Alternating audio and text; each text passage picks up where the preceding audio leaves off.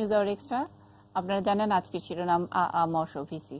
দর্শক যারা খবরের কাগজে এই খবরগুলো দেখেছেন, অর্থাৎ ভিসি নিয়োগকে কেন্দ্র করে এক ধরনের কন্ট্রোভার্সি, এক ধরনের বিতর্ক তৈরি হয়েছে এবং একটি জাতীয় গুরুত্বপূর্ণ খবর হিসেবে এটি এসছে বেশ কয়েকটি খবরের কাগজে। আসলে হঠাৎ করে ভিসি নিয়োগকে, ঢাকা বিশ্ববিদ্যালয়ের ভিসি নিয়োগকে কেন্দ্র করে যে খবরটি, এটি জাতীয় গুরুত্বপূর্ণ খবর হয়ে উঠল কেন?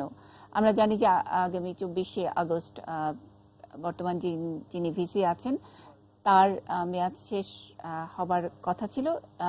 এর আগে অবশ্য এই মেয়াদ বা ভিসি প্যানেল নিয়ে যে প্রস্তাব করা হয়েছে তার বিপরীতে একটি রিট আবেদনের প্রেক্ষিতে সেটি সিদ্ধান্তটি একটু পরিবর্তিত হয়েছে। তিনি আরও কিছুদিন, আরও 4-5 দিন হয়তো বেশি ভিসি থাকতে পারবেন, কিন্তু তারপরে নতুন ভিসি নিয়োগ করা হবে। সেটি নিয়েই শুরু হয়েছে জটিলতা। অনেকে বলছেন যে বর্তমান ভিসি যিনি আছেন তিনি আরও একবার থাকতে চান এবং সেই কারণে একটি সাজানো ভিসি প্যানেল তৈরি করা হয়েছে যাতে নাকি তিনি আবার পুনর্নিয়োগ পান।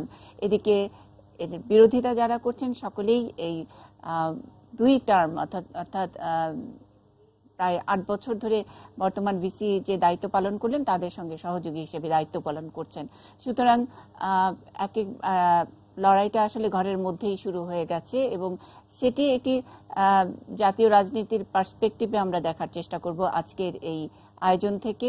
শিরোনামটি রেখেছি মশ ভিসি। আপনারা অনেকেই হয়তো জানেন, আবার অনেকে আমরা জানি না। আমরা জানি যে ঢাকা বিশ্ববিদ্যালয়ের যিনি উপাচার্য আছেন তার নাম মশ আরিফিন সিদ্দিক। অনেকে ঠাট্টা করে বলেন আজীবন আওয়ামী লীগের মনোনীত সদস্য, ঠাট্টা করে হয়তো এরকম বলেন, কিন্তু ব্যাপারটি কি তাই গিয়ে দাঁড়াচ্ছে? তিনি আওয়ামী লীগের সমর্থন নিয়ে বা একেবারে ক্ষমতার কেন্দ্র থেকে তিনি আশীর্বাদ দিয়ে 3য় দফায় থাকবেন, কিন্তু তিনিও যদি না থাকেন যোগ্য প্রার্থী কারা কারা আছেন সেসব আলোচনায় নিশ্চয়ই আমরা এই অনুষ্ঠানে করব। যারা আমাদের সঙ্গে আছেন, শিক্ষাবিদ অধ্যাপক অজয় রায়, তিনি আছেন আমাদের সঙ্গে। আমরা পেয়েছি ঢাকা বিশ্ববিদ্যালয়ের উপাচার্য ডক্টর আখতারুজ্জামানকে, ঢাকা বিশ্ববিদ্যালয়ের আর্ট অ্যান্ড এনভায়রনমেন্ট সায়েন্সেস অনুষদের অধ্যাপক ডক্টর ASM মাকসুদ কামাল আছেন আমাদের সঙ্গে, ঢাকা বিশ্ববিদ্যালয়ের শিক্ষক সমিতির সাধারণ সম্পাদক ও আইন অনুষদের ডিন অধ্যাপক ডক্টর রহমতুল্লাহ আমাদের লিঙ্ক স্টুডিওতে আছেন, শিক্ষা.com-এর সম্পাদক সিদ্দিকুর রহমান খান, তিনিও আছেন এই আয়োজনে, সহকর্মী জাবেদ আক্তার। আমরা সাবেক মন্ত্রী পরিষদ সচিব আলী ইমাম মজুমদারকে পাবো, তিনি তার বাসা থেকে সরাসরি সংযুক্ত হবেন। আমরা আগেই বলেছি এই ঢাকা বিশ্ববিদ্যালয়ের ভিসি নিয়োগকে কেন্দ্র করে যে এরকম একটি জটিলতা বা যে বাস্তবতা আমাদের সামনে উঠে এসেছে, সুশাসন এবং তার সঙ্গে সঙ্গে যে উন্নয়ন, সেই সব বিষয় নিয়ে এবং অ্যান্টি ইনকামবেন্সির একটা যে জগৎ আমাদের সকলের মধ্যে আছে, সেই সব বিষয় নিয়ে আমরা স্যারের কাছ থেকে একটু শুনবো। তিনি আছেন আমাদের সঙ্গে। সকলকে স্বাগত জানাচ্ছি আমাদের এই অনুষ্ঠানে। শুরু করব সহকর্মী সাব্বির আহমেদের একটি রিপোর্ট দিয়ে। সাব্বির আহমেদ আমাদেরকে একটু জানিয়েছেন যে খুব সম্প্রতি প্রায় সবগুলো পত্রিকাতে একই ধরনের রিপোর্ট ছাপা হয়েছে ভিসি নিয়োগকে কেন্দ্র করে। হঠাৎ করে সবগুলো পত্রিকায় একই খবর একসঙ্গে কেন? এটা কি সিন্ডিকেট রিপোর্টিং এবং এটা কি কোনো জায়গা থেকে খাওয়ানো, আমরা আমাদের সংবাদের ভাষায় বলি, এবং এটার উদ্দেশ্যটা আসলে কি এবং এটা কতটা আসলে শোভন হয়েছে? সাব্বিরের কাছ থেকে শুনবো। 2009 সালে ঢাকা বিশ্ববিদ্যালয়ের উপাচার্য হিসেবে নিয়োগ পান মশ আরিফিন সিদ্দিক। এ সময় বিশ্ববিদ্যালয়ের শিক্ষক ছিল 1200 জন। তার মেয়াদে গত 8.5 বছরে 907 জন শিক্ষক নিয়োগ হয়েছে, খুলেছে বেশ কয়েকটি নতুন বিভাগ। নিজের পক্ষের শিক্ষক বাড়াতে নিয়ম বহির্ভূতভাবে এসব শিক্ষকদের নিয়োগ দেওয়া হয়েছে বলে সম্প্রতি বেশ কয়েকটি জাতীয় দৈনিকে সংবাদ প্রকাশিত হয়েছে। কিন্তু কেন এই মুহূর্তেই এসব সংবাদ প্রকাশিত হচ্ছে? কি বা উদ্দেশ্য থাকতে পারে এর পেছনে? এই বিষয়গুলো আকস্মিকভাবে উঠানো হচ্ছে কখন? যখন ঢাকা বিশ্ববিদ্যালয়ের সিনেট নির্বাচন, ঢাকা বিশ্ববিদ্যালয়ের উপাচার্য মনোনয়ন, যেন উপাচার্যই ঢাকা বিশ্ববিদ্যালয়কে শেষ করে দিয়ে চলে যাচ্ছে। ঢাকা বিশ্ববিদ্যালয়ের নীল দলের শিক্ষকরা এখন 2 ভাগে বিভক্ত। যারা পেছন থেকে এসব সংবাদ প্রকাশে ভূমিকা রাখছেন বলে ধারণা করা হচ্ছে তারা বিষয়টিকে অস্বীকার করছেন। এই কাগজপত্র ইউনিভার্সিটি প্রশাসন বা ইউনিভার্সিটির ভিতর থেকে যদি না দেয়, এই কাগজপত্র কার কাছে? আমি তো চেয়ারম্যানও না, ডিনও না, ভাইস চ্যান্সেলরও না, আর রেজিস্ট্রার চাকরি তো আরো ছোট, এটা তো আমার করার কথা না। কাজে এটা মদত দেওয়ার তো কিছু নাই। শিক্ষকদের এই দ্বন্দ্বকে কিছু গণমাধ্যম যেভাবে প্রকাশ করছে তা উদ্দেশ্য প্রণোদিত মনে করেন গণযোগাযোগ ও সাংবাদিকতা বিভাগের সাবেক ও বর্তমান এই দুই অধ্যাপক। যে কোনো পার্টিকুলার এজেন্ডা সার্ভ করার জন্য এরা একসাথে কাজ করলেন কিনা, কোনো বিশেষ মহলকে সুযোগ দেওয়ার জন্য এই কাজটি করলেন কিনা, এইখানে মিডিয়ার মানে যে ভূমিকা, এটি কিন্তু জনমনে প্রশ্ন হিসেবে দেখা দেয়। এই 8-9 বছরে এর মধ্যে কয়েকজন ভাইস চ্যান্সেলর কিন্তু সেখানে ছিলেন, তাদের কথা সেইভাবে তো আসে নাই। তারা তো নিয়োগ প্রক্রিয়ায় ছিলেন এবং তারাই ওই কমিটির চেয়ারম্যান, তাদের কথা আসলো না কেন? এটা একটা বড় ধরনের প্রশ্ন। অনেকগুলো গণমাধ্যম ওই যে বলছিলাম যে প্রক্রিয়াকে প্রশ্ন না করে ব্যক্তির প্রতি অঙ্গুলি নির্দেশ, এবং অনেকগুলো গণমাধ্যম একসাথেই সে বিষয়টা করা, তাতে মনে হয় যেন যে গণমাধ্যমগুলো কোনো একটা বিষয়কে কেন্দ্র করে মোটিভেটেড সাংবাদিকতা করছে কিনা, এবং গণমাধ্যমগুলো কোনো একজনকে টার্গেট করে তারা তাদের সাংবাদিকতার হাতিয়ার ব্যবহার করছে কিনা। এসব ব্যাপারে গণমাধ্যমকে আরো সতর্ক হওয়ার আহ্বান তাদের। Sabbir Ahmed, ATN news, Dhaka. আমি শিক্ষা.com-এর সম্পাদক সিদ্দিকুর রহমানের কাছে একটু শুরুতেই যেতে চাই। হঠাৎ করে আলোচনায় ঢাকা বিশ্ববিদ্যালয়ের ভিসি নিয়োগের বিষয়টি। আমরা জানি যে অনেকগুলো জাতীয় দৈনিকে একসঙ্গে যেই খবর ছাপা হয়েছে, সেই খবর বিগত 9 বছরের শিক্ষক নিয়োগ থেকে শুরু করে অন্যান্য বিভিন্ন নিয়োগ নিয়ে যে অনিয়ম, দুর্বলতা, এবং এটি থেকে থেকে একদিনেই যে নিয়োগগুলো হয়েছে তা নয়, থেকে থেকে হয়েছে, কিন্তু একসাথে এতগুলো পত্রিকা একসঙ্গে চলে আসা, আর সেটাকে কেন্দ্র করে শুধু এই খবর নয়, তার পাশাপাশি সিনেট থেকে যে ভিসি প্যানেলের যে নাম প্রস্তাব করা হয়েছে, তারপর রিট করা ইত্যাদি সবকিছু থেকে একটা পারসেপশন তৈরি হয়েছে, যে পারসেপশনটি বলা হচ্ছে যে বর্তমান ভিসি যিনি, তিনি আরেকবার থাকতে চান, এই জন্যই এত কিছু নানানভাবে নানান আয়োজনে করা হয়েছে। আপনি কি এটার বিরোধিতা করছেন কিনা? শিক্ষা নিয়ে অনেকদিন ধরে লেখালেখি করেন। ধন্যবাদ দিদি আপনাকে। আমি এটার পক্ষে বিপক্ষে নয়, আমি বাস্তবতা কিছু বলছি। সেটা হলো ঢাকা বিশ্ববিদ্যালয়ের শিক্ষক নিয়োগ নিয়ে গত 10-15 দিনে যেসব পত্রিকা নিউজ হয়েছে, এই নিউজগুলো কিন্তু আরো অনেক আগে হওয়ার কথা ছিল, হওয়া উচিত ছিল। কিন্তু আরেকটা বিষয় আমি একটু দৃষ্টি আকর্ষণ করতে চাই, সেটা হলো এই সবগুলো নিউজ কিন্তু নিয়োগ, দলীয়করণ, অন্য দল বা নিয়োগের অন্যান্য বিষয় নিয়ে, কিন্তু শিক্ষার্থীদের যেটা বিষয় সেটা কিন্তু আসেনি। শিক্ষার্থীদের বিষয় কি? ঢাকা বিশ্ববিদ্যালয় সহ বাংলাদেশের সব বড় পাবলিক বিশ্ববিদ্যালয়গুলো খাতাগুলো, পরীক্ষার খাতাগুলো দেখতেন 2 জন শিক্ষক, মানে ডাবল এক্সামিনার সিস্টেম ছিল।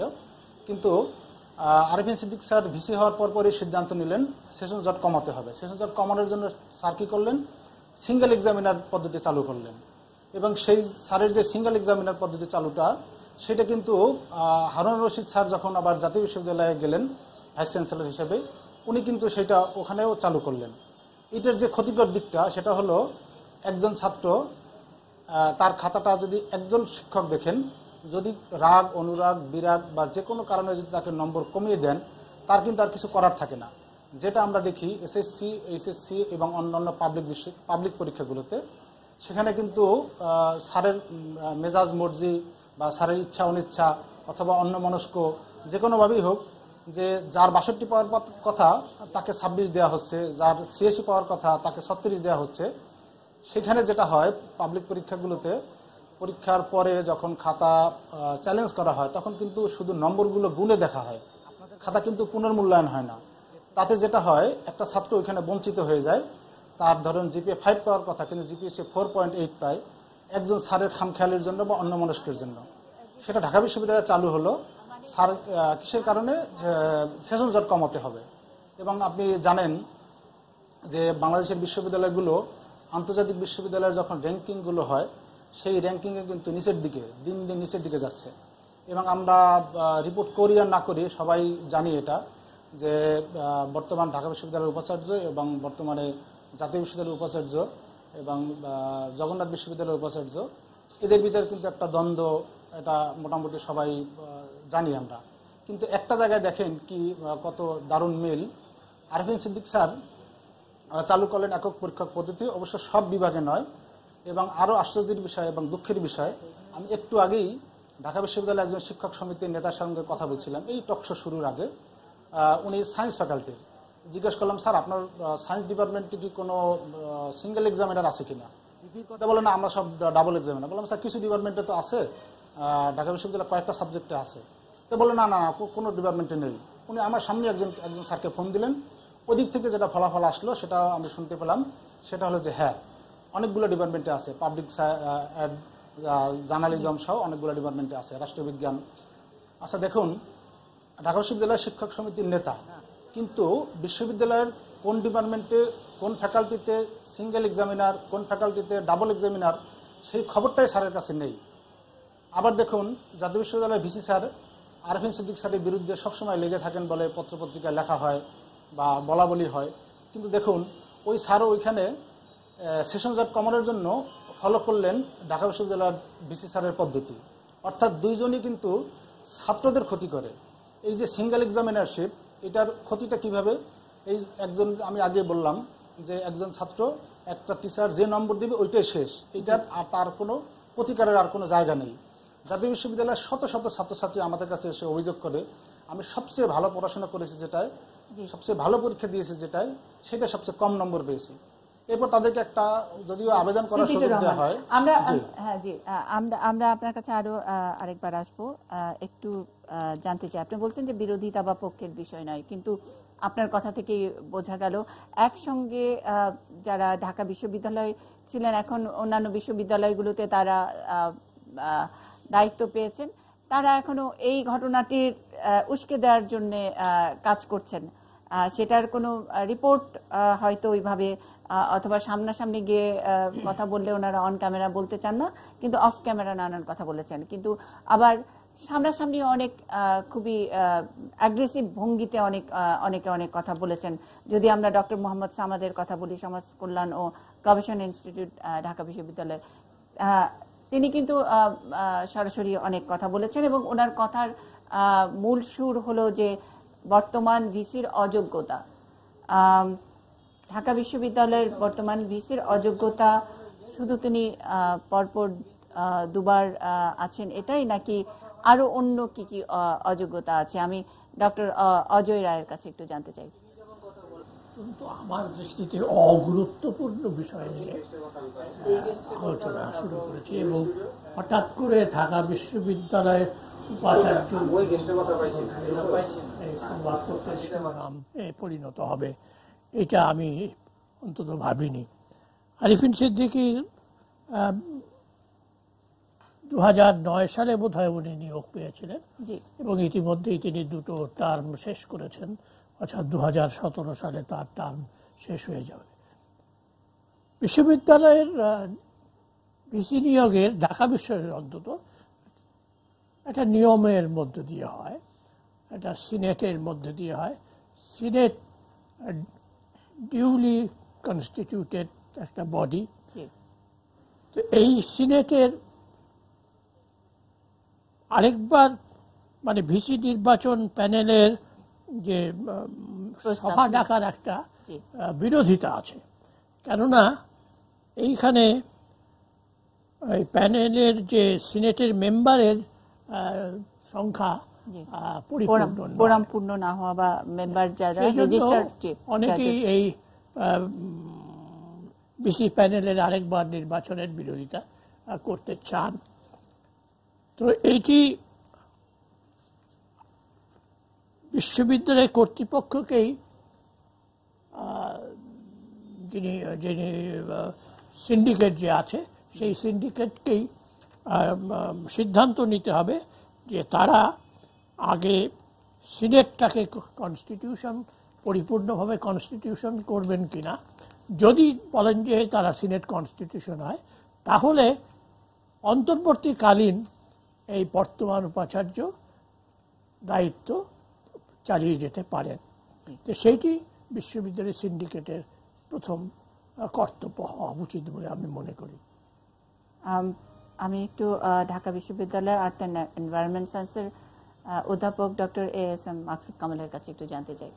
আমরা যেটা দেখলাম যে আপত্তিটা এসেছে যে সিনেট মেম্বার যারা রেজিস্টার্ড গ্রাজুয়েট তাদের যে একটা সংখ্যা রয়েছে সেই সংখ্যার মেয়াদ শেষ হয়ে গেছে, কিন্তু তাদেরকে আবার রিনিউ না করে সিনেটের সভা করা হয়েছে এবং সেখান থেকে ভিসি নিয়োগের। স্যার, আপনারা তো একসঙ্গে আছেন, এটা একেবারে ভিসির নিয়োগের জন্য যে প্রস্তাব করা হলো তার আগেও তো সিনেটের অন্যান্য অনেক কাজ থাকে, অন্য মিটিং থাকে, অন্যান্য গুরুত্বপূর্ণ সিদ্ধান্ত নেবার বেলা থাকে। তখন কি স্যার এটার কি কোনো আপনারা সুপারিশ করেছিলেন কিনা বর্তমান ভিসিকে যে এই পদগুলো পূরণ করতে হবে ঠিকভাবে? ধন্যবাদ মুন্নি সাহা। আপনারা যে প্রসঙ্গটি তুলেছেন সেই প্রসঙ্গটি এটি আমরা বলেছি কি বলি নাই সেটা গুরুত্বপূর্ণ নয়।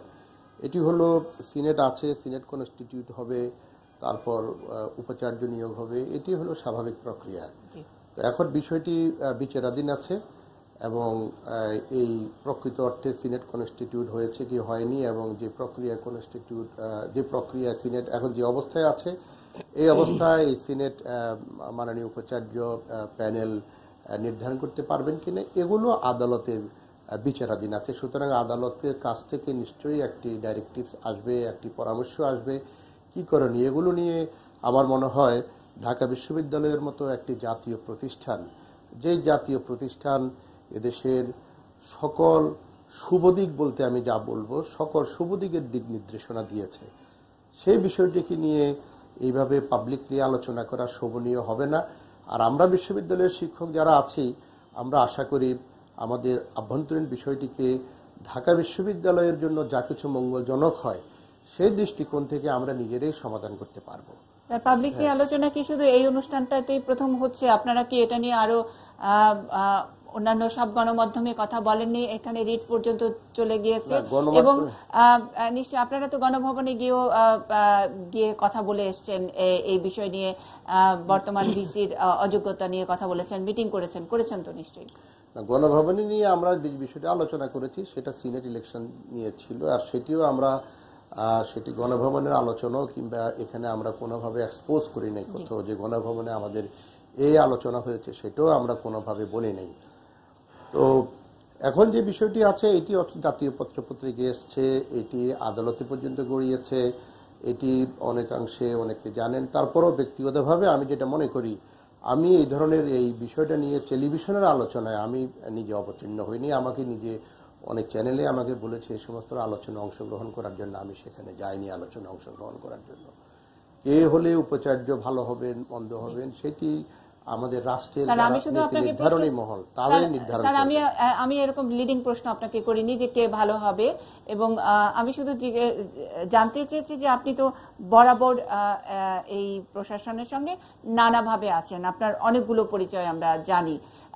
তো সুতরাং মানে ধরেন টিম ওয়ার্ক এবং এর মধ্যে সিনেটে যে ফ্লসটা নিয়ে আপনারা কথা বলছেন যে সিনেটের গ্রাজুয়েট মেম্বার তাদের অনেকগুলো পদ খালি আছে, সেগুলোর রিনিউ না করে ডাকসু নির্বাচন ইত্যাদি সেগুলো না করে হঠাৎ করে আবার ভিসি প্যানেলের জন্য সিনেট কেন মিটিং করলো, এটাই তো আসলে রিটের মূল ফোকাসটা ছিল। সেগুলো মনে করিয়ে দিয়েছেন কিনা আমরা সে আলোচনা, এবং আপনারা আলোচনা করেন আর না করেন তিন সহযোগীর এক ধরনের কোন্দল অন্তর্কোন্দল এগুলো তো গণমাধ্যমে ছাপা হয়েছে। আপনারা শিক্ষক নিয়োগে দলীয়করণের কথা বলেছেন, অন্যান্য স্টাফ নিয়োগে দলীয়করণের কথা বলেছেন 2009 থেকে এই পর্যন্ত, কিন্তু এটা কেন হঠাৎ করে একেবারেই শেষ মুহূর্তে, কেন সবসময় অন্য সময় নয়, অন্য সময় কেন এগুলা আমাদের কাছে তুলে দেওয়া হয় নাই? এইসব যেগুলো আমরা জানি যে একসঙ্গে সিন্ডিকেট রিপোর্টিং করা হয়েছে, আপনাদের কোনো সহকর্মী আমাদের হাতে দিয়েছে। ধন্যবাদ। এখন আপনি যে কথাটা বলেছেন যে হঠাৎ করে কেন এই নিউজ হলো, কিছুক্ষণ আগে কবি সামাদ বলেছেন যে বিভিন্ন মাধ্যম থেকে ইনফরমেশনগুলো আসে। ইনফরমেশনগুলো বিশ্ববিদ্যালয়ের আমাদের যারা এই তথ্যগুলো যাদের কাছে থাকে তাদের কাছ থেকে আসে, এই তথ্যগুলো বিভিন্ন জনের কাছ থেকে আপনারা সংগ্রহ করেন এবং সেটা আপনারা উপস্থাপিত করেন এই তথ্যগুলো গণমাধ্যমে। এগুলো সেভাবে আসছে। আর যে কোনো বিষয় যখন শুরু হয় তখন একটা উপলক্ষকে নিয়েই শুরু হয়, সেটি আপনি ঠিকই বলেছেন যে সামনে ঢাকা বিশ্ববিদ্যালয়ের উপাচার্যের বিষয়টি মেয়াদ শেষ হবে, সেই জন্যে এই বিষয়গুলো সামনে, এটা কোনো উপলক্ষ ছাড়া কোনো কিছু সামনে আসে না। তো সেই উপলক্ষকে সামনে নিয়ে এই ঢাকা বিশ্ববিদ্যালয়ের অনেকগুলো বিষয় সামনে চলে আসছে। এটি যে শুধু এখন আসছে তা নয়, এই ধরনের ঘটনা অতীতেও ঘটেছে বিভিন্ন সময়, এবং সকল সময়ে ঢাকা বিশ্ববিদ্যালয়ের শিক্ষকরা পরবর্তীতে একটা সুন্দর সমাধান দিয়েছে। আমরা আশা করি এই ধরনের একটি সমাধান আমাদের নিকট ভবিষ্যতেও হবে। স্যার, একটা ডিবেট যখন তৈরি হয় যোগ্যতা এবং অযোগ্যতা নিয়ে প্রশ্ন আসে, নিশ্চয়ই আপনি একজন ঢাকা বিশ্ববিদ্যালয়ের শিক্ষক হিসেবে একটা নিউট্রাল জায়গা থেকে বলবেন, এবং মানে বাংলাদেশের একটা গর্বের জায়গা ঢাকা বিশ্ববিদ্যালয়, সেখানকার মাননীয় উপাচার্য নিয়োগের ক্ষেত্রে যেহেতু এই প্রশ্নগুলো উঠেছে, আমরা যোগ্যতা এবং অযোগ্যতার কয়েকটা ক্রাইটেরিয়া একটু জানতে চাই আপনার বিচারে, কি কি হলে যোগ্য এবং কি কি হলে অযোগ্য। বর্তমান ভিসি পরপর দুবার আছেন, তার যোগ্যতা অযোগ্যতা নিয়ে আমরা সাধারণ ছাত্রছাত্রীদের সাথে কথা বলেছি, সেগুলো আমরা বলবো। একটু আপনার বিচারে আমরা তার ফ্লসগুলো, আপনি আপনার সহকর্মীর ভুলগুলো যদি আপনি একটু বলেন। মাননীয় উপাচার্যের বিষয়ে যিনি ঢাকা বিশ্ববিদ্যালয়কে জাতির সামনে তুলে ধরেন, যিনি ঢাকা বিশ্ববিদ্যালয়ের সকল মর্যাদার প্রতীক, তার ভালো মন্দ সেটিও আমাদের আভ্যন্তরীণ বিষয়, সেটিও আমরা এখানে বলাটা শোভনীয় বলে আমি মনে করি না। অনেক ধন্যবাদ স্যার, থাকবেন আমাদের সঙ্গে। অন্যান্য প্রসঙ্গগুলো আছে, আমরা একটু সহকর্মী জাবেদ আক্তারের কাছে যেতে চাই। জাবেদ আক্তার এই বিষয়ে কি রিপোর্ট করেছে? ঢাকা বিশ্ববিদ্যালয়ের যারা স্টুডেন্ট আছে এবং অন্যান্য অনেক স্টাফদের সঙ্গে কথা বলেছেন। আমরা যোগ্যতা অযোগ্যতা নিয়ে যে প্রশ্ন উঠেছে, বর্তমান দায়িত্বে যিনি ভিসি আছেন এবং পরবর্তী ভিসির তালিকার মধ্যে, ভিসি নিয়োগের তালিকার মধ্যেও নিজের নামটি দিয়েছেন, তার মূলত মূল অযোগ্যতাটা কোথায়? জাবেদ আক্তার।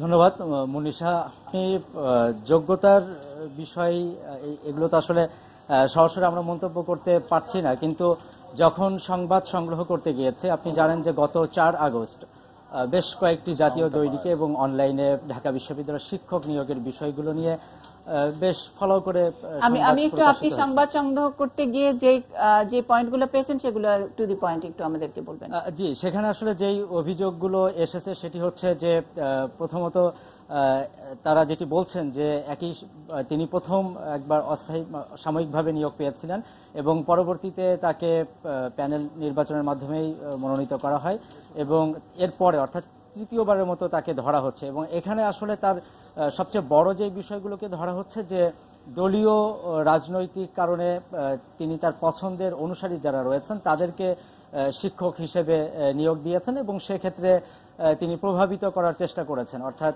যে জাবেদ, আমি পত্রিকায় পড়েছি আপনি যেটা বললেন ঠিক উল্টো, ওনার বিরুদ্ধে আবার এরকম পত্রিকায় লেখা হয়েছে যে উনি শিক্ষক কেন, অন্যান্য স্টাফ যেগুলো নিয়োগ করা হয়েছে সেখানে তিনি কোনো বিচার করেন নাই, দলীয় বিচারটা তিনি করেন নাই, কনসিডারেশনটা করেন নাই। তিনি করেছেন কখনো কখনো তার হাত দিয়ে বিএনপি জামায়াত সমর্থিত শিক্ষক অথবা স্টাফরা অনেকেই নিয়োগ পেয়েছে। আমরা ঢাকা বিশ্ববিদ্যালয়ের বর্তমান ভিসির সঙ্গে কথা বলেছিলাম, তিনি মেধা এবং যোগ্যতার ভিত্তিতেই এগুলো করেছেন, সেটা তিনি আমাদের সঙ্গে কথা বলেছেন। এখন আপনি যেটা বলছেন সেটা আবার একদমই একেবারে ডিফারেন্ট আমরা যে খবরের কাগজে যেটা দেখেছি তার চেয়ে।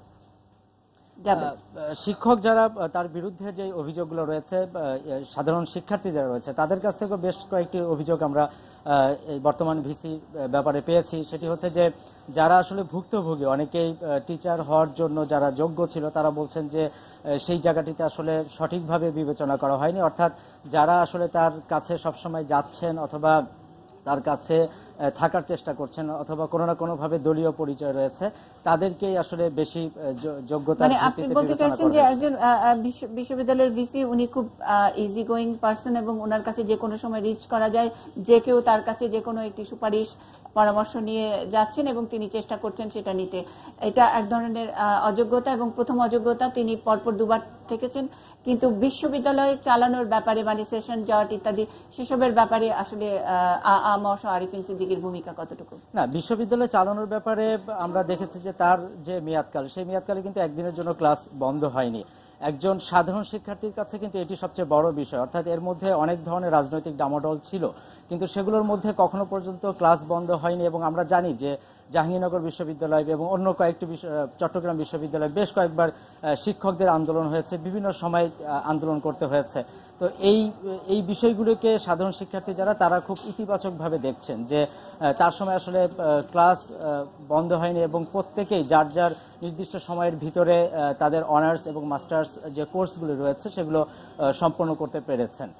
এই ধরনের একটি মনোভাবের কারণে অনেকেই ইতিবাচকভাবে দেখছেন, কিন্তু একই সাথে বিশ্ববিদ্যালয়ের গবেষণা কমে গেছে এবং বিশ্ববিদ্যালয়ের লাইব্রেরি, সেখানে আসলে জায়গার সংকুলন হচ্ছে না, এরকম নানান ধরনের নেতিবাচক প্রভাবও শিক্ষার্থীদের মধ্যে আমরা পেয়েছি। অনেক ধন্যবাদ। যাবে থাকবেন আমাদের সঙ্গে, আমরা নিউজ আওয়ার এক্সট্রায় আছি, একটা ছোট্ট বিরতির পরে আবার ফিরছি।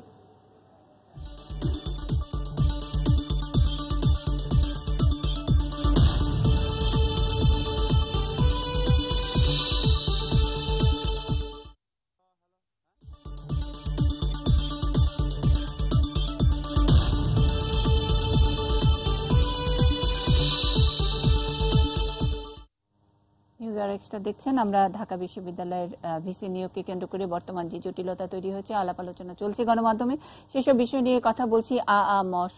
ভিসি আমরা এই শিরোনামটি রেখেছি। সঙ্গে যারা আছেন আবারও একটু পরিচয় করিয়ে দিচ্ছি।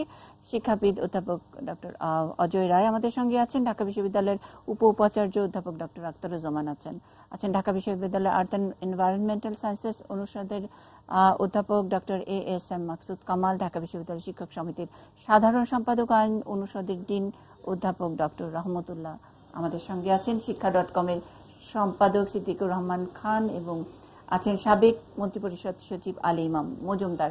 একজন দর্শক আছেন, আমরা ওনার ফোন নিয়ে আলী ইমাম মজুমদারের কাছে যাব।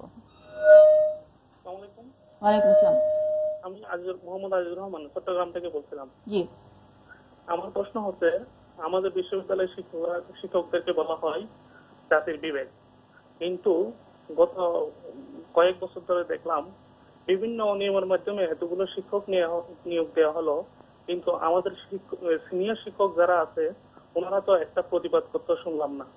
ওনারা হঠাৎ করে এতদিন পর আমাদের ভিসি মহোদয়ের বিরুদ্ধে বিভিন্ন কথাবার্তা বলা শুরু করলো। তো ওনারা যে এতদিন বলে নাই, হঠাৎ করে এখন বলা শুরু করলো, এর মানে এর ভিতরে কি কোনো কিন্তু আছে? এটা আমার প্রশ্ন। আচ্ছা, আপনার প্রশ্নের উত্তর নিশ্চয়ই কেউ দেবেন। আমি আখতারুজ্জামান স্যারের কাছেই জানতে চাই, এর মধ্যে কোনো কিন্তু আছে কিনা। আমি প্রথমেই একটু বলি, সেটি হলো যে শিরোনামে আলোচনা করছি, এই শিরোনামটি ঠিক সন্তোষজনক নয়। উপাচার্যের সাথে এই ধরনের এই সংযোগ করে এটি ঠিক আমার কাছে ঠিক যায় না। অনেক কথাগুলো হয়তো শুনবো এখান থেকে, সেগুলো আমার ব্যক্তিগত জীবনে অভিজ্ঞতা হয়তো সমৃদ্ধ হবে, কিন্তু অনেক কথাই প্রো ভাইস চ্যান্সেলর হিসাবে অনেক সময় অনেক কিছু আছে আমরা মূল্যবোধ বিলিয়ে দেব না, এবং কতগুলো জায়গা আছে কিছু কিছু মানুষ সেই মূল্যবোধগুলো আমরা ধারণ করব। সব সময় সব বিতর্কে সব কিছুতে অংশগ্রহণ করে যে কোনো ভালো জিনিসকে নষ্ট করার এই অবস্থানে থেকে কোনো ক্রমেই কাম্য নয়।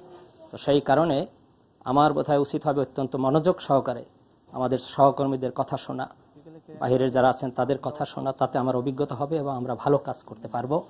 আরেকটি বিষয় হলো, স্যার আমাদের একজন দর্শক প্রশ্ন করেছেন, আমি সেই প্রশ্নটিও শুনেছি। ঝটপট করে যে কোনো কথার তাৎক্ষণিক উত্তর দেওয়া যাবে না, উচিত না। দায়িত্বশীল অবস্থানে থাকলে দায়িত্বশীল অবস্থায় কাজ করতে হবে। যে কোনো জিনিসের হুটহাট করে কথা বলা পছন্দ করি না। আরেকটি জিনিস হলো, এই মুহূর্তে বিষয়টি অনেক কিছুই মহামান্য আদালতের এখতিয়ার আছে, সুতরাং সব বিষয়ে কথা বলতেও আমাদের যত্নশীল থাকা খুবই জরুরি। স্যার আমার একটা একেবারে আপনাদের স্টুডেন্ট হিসেবে আমি প্রশ্ন, যে ভিসি নিয়োগকে কেন্দ্র করে যে জটিলতা সেটা আদালত পর্যন্ত গড়িয়েছেন, সেটা আপনাদের সফিস্টিকেশনের কোন জায়গায় গিয়ে লাগে? মানে আপনি অনেক প্রশ্নের উত্তর আপনি দিতে চাইছেন না, কিন্তু আপনাদের মতো বিচক্ষণ মানুষরা আছেন, কিন্তু এটা আদালত পর্যন্ত গড়িয়েছে। আপনারা হাতাহাতি, আমরা পত্রিকায় খবরের কাগজে আমরা ছবি ছেপেছি, শিক্ষকদের একজনকে সরিয়ে দিয়েছে, ক্যাডার বাহিনী এসে আরেকজন শিক্ষকের সমর্থিত ক্যাডার বাহিনী এসে মিটিং এর বাইরে এসে বিক্ষোভ করিয়েছে, তিনি এখানে নাই। মানে নিজেদের বিরুদ্ধে নিজেরা, এগুলো তো স্যার ওপেন সিক্রেট। এখন তো আপনি এই টেলিভিশনে কথা বলবেন কি বলবেন না সেই জায়গায় বসে নেই। আমরা বলছি ঠিকই আছে মুন্নি, আমি আপনার কথাগুলো বুঝতে পেরেছি। আদালত পর্যন্ত যাওয়াটাও কতখানি সাবস্টিটিউশনের মধ্যে পড়ে। আপনি সেটি অন্য কথা, যে যিনি যাবেন তার সাবস্টিটিউশন, তিনি তার বিষয়টি করবেন। কেমন, আমি আমার নিজের অবস্থানের কথা বলছি, আমি অন্যকে মূল্যায়ন করার পূর্বে নিজেকে মূল্যায়ন করব, সেটি হলো বড় কথা। এবং যে অনাকাঙ্ক্ষিত বিষয়গুলোর কথা বললেন সেটি অনাকাঙ্ক্ষিতই, অনভিপ্রেত। কেমন, সেই বিষয়গুলোকেও বারবার উস্কে দিয়ে আমরা এই ধরনের একটি সাংস্কৃতিক ঐতিহ্যে রূপান্তরিত হতে দিতে চাই না এই বিষয়গুলো। ফলশ্রুতিতে আমি মনে হয় যে এই সকল বিষয় যেভাবে নানাবিধ বিষয়ের সম্মেলন সংশ্লেষণ ঘটিয়েছেন, সেগুলো বোধহয় আমি মনোযোগ সহকারে শুনলেই বেশি উপকৃত হব। আচ্ছা, ঠাকুর আমাদের সঙ্গে মনোনিবেশ করবেন। আপনার কাছে অনেক প্রশ্ন আছে, কিন্তু প্রশ্ন কোনোটা যদি মনে হয় অবশ্যই আপনি উত্তর দিবেন, আমরা আশা করছি। আমরা আলী ইমাম মজুমদারের কাছে যেতে চাই। স্যার, আমরা একটু জানতে চাই অ্যান্টি ইনকামবেন্সি, এবং আমি একটা বড় ক্যানভাসে একটু আলোচনাটি নিয়ে আসতে চাই। ঢাকা বিশ্ববিদ্যালয় এটা একটি আমাদের কাছে একটি উদাহরণ, এবং এই উদাহরণকে অন্যান্য প্রতিষ্ঠানের ক্ষেত্রেও হবে কিনা, যে যতই আপনি ভালো করেন কি মন্দ করেন, অথবা নিজেরা দলীয় লোকজন বা নিজেরা সহকর্মীরা মিলে একটা সময় পর্যন্ত চালিয়েছেন, এখন ছোটখাটো চাওয়া পাওয়া নিয়ে এক ধরনের বিরোধিতা তৈরি হবে। এবং সবচেয়ে বড়, আপনি উন্নয়ন যাই করেন না কেন, সবচেয়ে বড় অযোগ্যতা কি অ্যান্টি ইনকামবেন্সি কিনা, যে পরপর 2 বছর থেকেছেন, সুতরাং আপনাকে আর আমার ভালো লাগে না। এটা বড় জায়গায় গিয়ে রাজনীতিতে গিয়েও আমাদের এই খেসারত বা এটা গুনতে হবে কিনা। এটা সবসময় এটা মনে করি না। আপনার অনেক ক্ষেত্রে দীর্ঘদিন পর্যন্ত দেশ শাসনে ছিলেন, যেমন ভারতের প্রধানমন্ত্রী জওহরলাল নেহরু দীর্ঘদিন ভারত শাসন করেছেন, সেখানে অ্যান্টি ইনকামবেন্সির কথা কখনো আসেনি। আপনার ইন্দিরা গান্ধী দীর্ঘদিন ভারত শাসন করেছেন, সেখানে অ্যান্টি ইনকামবেন্সির কথা আসেনি। কেউ যদি যোগ্য হন এবং তিনি যদি যাদের নিয়ে শাসন কাজ পরিচালনা করছেন, সেখানে এটা কোনো রাষ্ট্রের ক্ষেত্রে হোক বা কোনো প্রতিষ্ঠানের ক্ষেত্রে হোক, ইনকামবেন্সির ব্যাপারটা খুব গুরুত্বপূর্ণ বিষয় হিসাবে আসে বলে আমি মনে করি না। আর ঢাকা বিশ্ববিদ্যালয়কে আমি এখানে ক্যানভাসের মধ্যে আমি আনতে চাচ্ছি না। আমাদের সবগুলি পাবলিক বিশ্ববিদ্যালয়ের মধ্যেই কিছু একটা অশান্ত ভাব বিরাজ করছে। এটা একদিন পর্যন্ত ঢাকা বিশ্ববিদ্যালয় ছিল না, দুর্ভাগ্যজনকভাবে ঢাকা বিশ্ববিদ্যালয় এটাকে গ্রাস করেছে। এটা আপনাদের অনেকের মতো আমিও ব্যাপারটাতে পীড়িত নই, কথা আমি বলবো না, আমিও পীড়িত, কিন্তু আমি এখানে এটা নিয়ে আলোচনা করতে চাচ্ছি না। আর বাংলাদেশের বর্তমান যে রাজনীতি, এই রাজনীতি ইনকামবেন্সি বা অ্যান্টি ইনকামবেন্সি ফ্যাক্টর এখানে গুরুত্বপূর্ণ বিষয় হিসেবে থাকবে বলে আমি মনে করছি না। আমি মনে করছি যে রাজনৈতিক দলগুলির যে কর্মসূচি আছে এবং তারা যে তাদের যে কর্ম পরিকল্পনা যেভাবে পরিচালনা করছেন, এগুলির ভিত্তিতেই জনগণ সিদ্ধান্ত নেবে যে ভবিষ্যতে রাষ্ট্রের শাসন ক্ষমতা কে বা কারা পরিচালনা করবেন। অনেক ধন্যবাদ স্যার, আমাদের সঙ্গে থাকবেন। একটা ছোট্ট বিরতিতে যাব।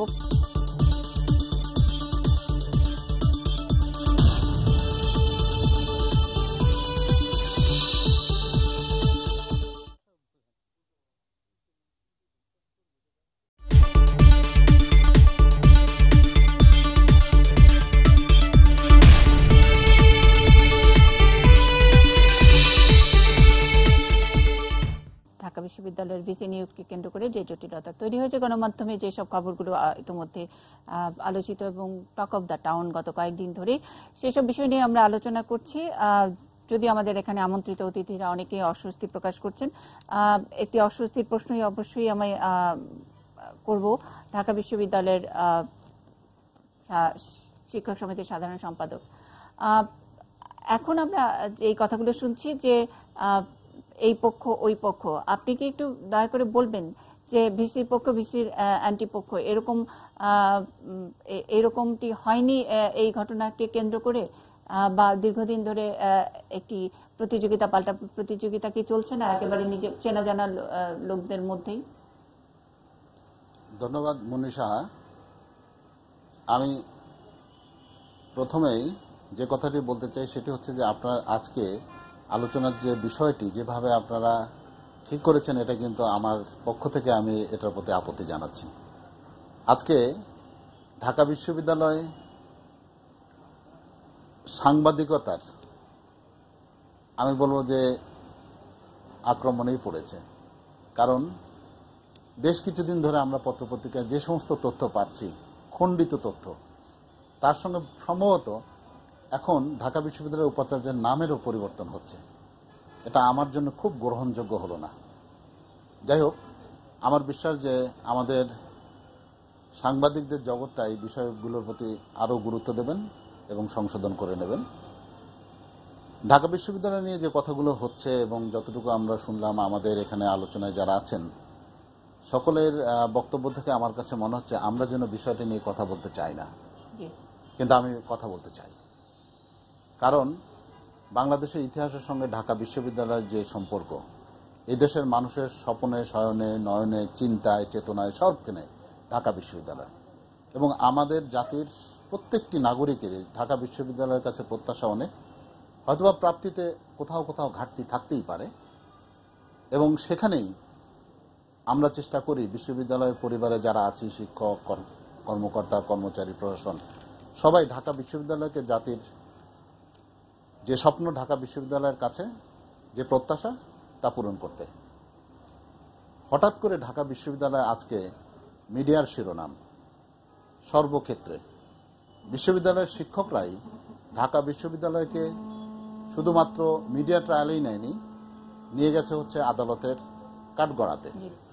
এটা অন্তত ঢাকা বিশ্ববিদ্যালয়ের শিক্ষক হয়ে, ঢাকা বিশ্ববিদ্যালয়ের শিক্ষক সমিতির একজন সাধারণ সম্পাদক হয়ে আমি এটা কোনোভাবেই ইতিবাচকভাবে দেখি না। এটা আমাদের জন্য অত্যন্ত লজ্জার।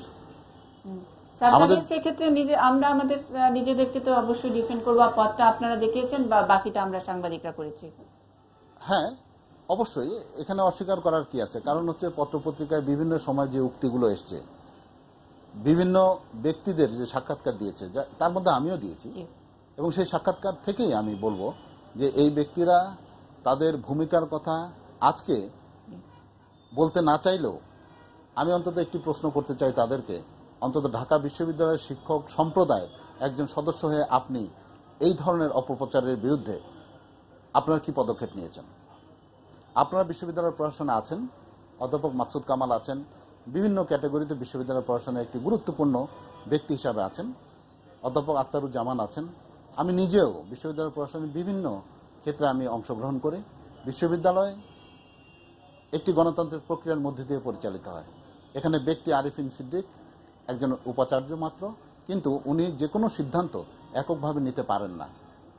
বিশ্ববিদ্যালয়ে আমাদের অথরিটি এবং বডি আমাদের 1973 সালের আদেশ অনুযায়ী বিশ্ববিদ্যালয় পরিচালনা করে, এবং সেই অথরিটি এবং বডির মধ্যে আমরা কিন্তু যারা এখানে আজকে এই টকশোতে অংশগ্রহণ করছে তারা প্রত্যেকেই কিন্তু সেই প্রশাসনের অংশ।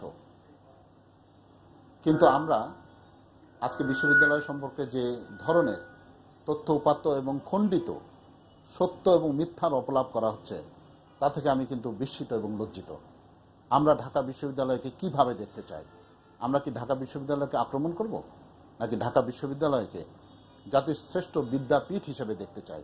সমস্যা থাকতেই পারে, তার সমাধানের পথ খুঁজতে হবে। স্যার, আমার প্রশ্নটা ছিল যে ভিসির পক্ষে ভিসির বিপক্ষে দুটি গ্রুপ, এবং আপনারা সকলে শিক্ষক রাজনীতির কথা তো আর মানুষের কারো অজানা নেই। নীল দলের সমর্থক সবাই, নীল দলের দুটি গ্রুপ এখন হয়ে গেছে, এবং আমরা জানি যে জাতীয় বিশ্ববিদ্যালয়ের উপাচার্যেরও এখানে হস্তক্ষেপ আছে। এখনকার যে জটিলতা তৈরি হয়েছে সেগুলো সকলেই, মানে এখন বাংলাদেশের মিডিয়ার খোঁজ খবর যারা রাখেন, পত্রিকাগুলো পড়েন, লিডিং 5টি পত্রিকায় একসঙ্গে একই ধরনের খবর এসছে। তারপরে তো ধারাবাহিকভাবে নানা রকমের রিপোর্ট আমরা দেখতে পাচ্ছি। সুতরাং এটা কতখানি সুখকর সকলের জন্যই? এই প্রশ্ন আমি সকলের কাছেই করতে চাই।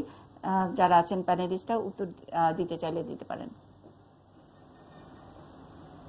আমি এটার উত্তর দিব এভাবে যে ঢাকা বিশ্ববিদ্যালয়ের নীল দলের শিক্ষকদের আদর্শ হচ্ছে মুক্তিযুদ্ধের চেতনাকে সমুন্নত রাখা, বাংলাদেশের যে আর্থসামাজিক অবস্থা